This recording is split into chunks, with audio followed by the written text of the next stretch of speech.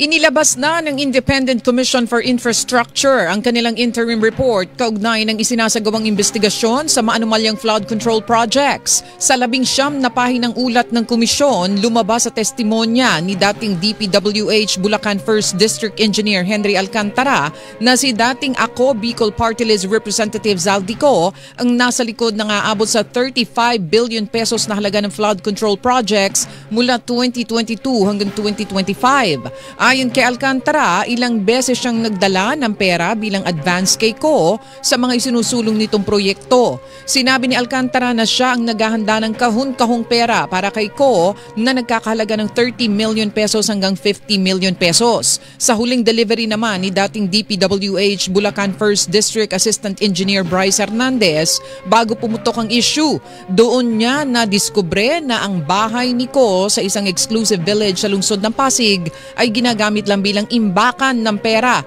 na ipinapadala kay Ko. Ang nasabing bahay ay walang muebles at pawang mga maleta lang na mula sa iba't ibang sources. Samantala, sinabi rin ni Alcantara na ang mga flood control project na sangkot si COA Commissioner Mario Lipana sa Bulacan ay ipinatayo lang umano para protektahan ang mga ari-arian nila ni Ko sa Bustos, Bulacan.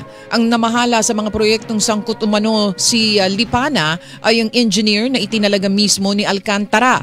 Ang mga testimonya nila Alcantara, Hernandez at JP Mendoza ay ang ginamit na basihan ng ICI para irekomendang sampahan ng kaso sina Lipana, Senador Jinggoy Estrada, Senador Joel Villanueva, Ko at iba pa. Itinanggin muli ni Villanueva at Estrada ang mga aligasyon habang hinihingan pa ng reaksyon ng GMA Integrated News sina Ko at Lipana.